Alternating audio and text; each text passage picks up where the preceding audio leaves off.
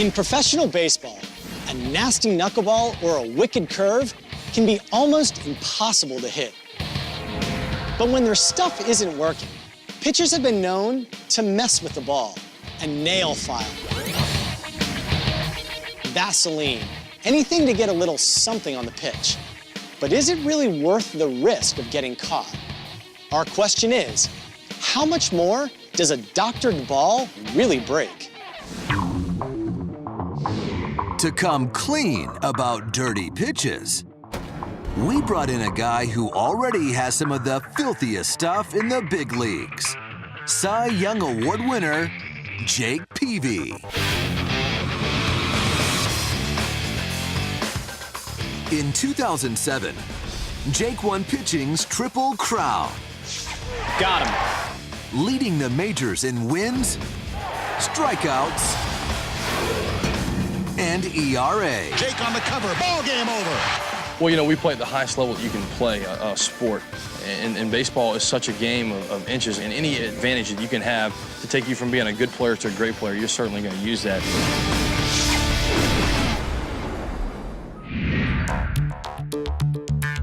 Jake, what do you do to trick the batter? Well, it's all about making the ball move. You know, you got to make the ball move, and you got to change speeds. You know, hitting is timing. Pitching is disrupting that timing. A doctored pitch allegedly helps throw off the batter's timing. But do doctored balls really move more than legal pitches? Jake's money pitch is his 95-mile-per-hour fastball. Got him. And here in the lab, our tests reveal his heater moves an average of 4 inches. Now, it's time to see how wicked that fastball could be if he could break the rules and get his hands on any ingredient. Time for Jake to play a little doctor. If you had all of this at your disposal, We could certainly have fun and probably make some hitters very uncomfortable. we took our machete and we made the ultimate cutter. Now, will you put your fingers there, or will that be on the opposite side? No, I think I'm going to put my fingers and throw the ball off this peanut butter. There's no telling what this ball may do. We really want you to go medieval on the ball with something like this. Would you like some grated baseball on your pasta? Clearly, Jake is having fun imagining all the batters he could torment with these bizarre balls. Let's go see how much we can actually make them break. Let's do it. Let's do it. First up, lard. With slick substances, pitchers try to let the ball slide off their fingers with very little spin. It's called a spitball, and the result is a pitch that dances like a crazy knuckleball. So is this lard ball the ultimate spitter? It's actually too slick. Jake can't control the pitch, and it only breaks a half an inch. So he's not quite ready to praise the lard. Next up, peanut butter. It's not as slippery as lard, and Jake should be able to get a better grip on the ball.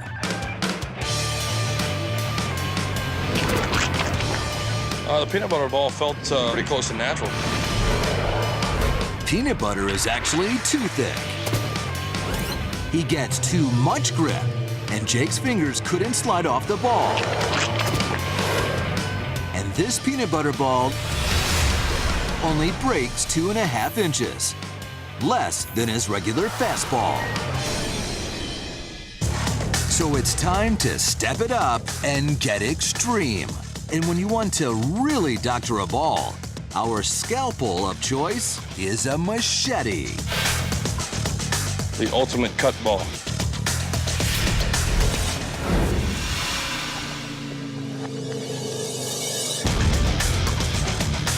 What's left of the butchered ball breaks all right, but that's not the kind of break Jake's looking for. This pitch bounced 5 feet in front of the plate.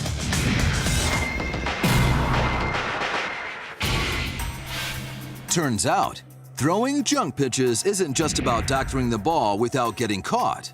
It actually takes more skill to throw with artificial substances than it does a regular baseball. You have to know what to do with it, where to put it to make the ball move the way you want it to. So far, Jake's junk pitches were just that, junk. But he thinks he's found a kitchen tool that might do the trick. The cheese grater. This is the closest to real life because a ball can't hit the dirt and get scuffed and stay in play. I know what the ball should do, the way it's going to move, and I can get the most movement out of it. The scuff made by the cheese grater is like something Jake might see in a game after a ball hits the dirt. Let's have you throw a fastball with the cheese-grated ball, and let's see how much it moves. All right.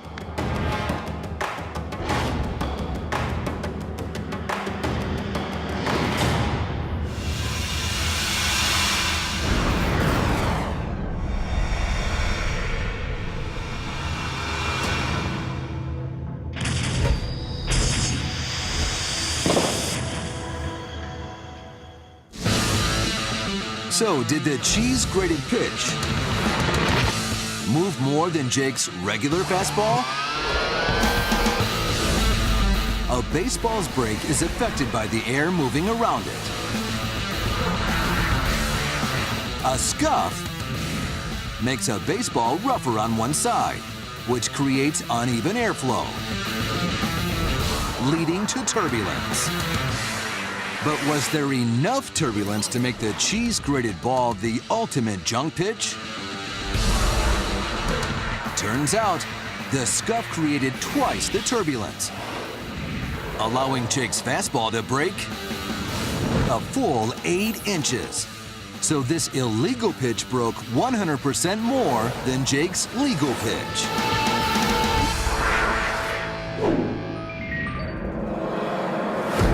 The hitters are so good these days.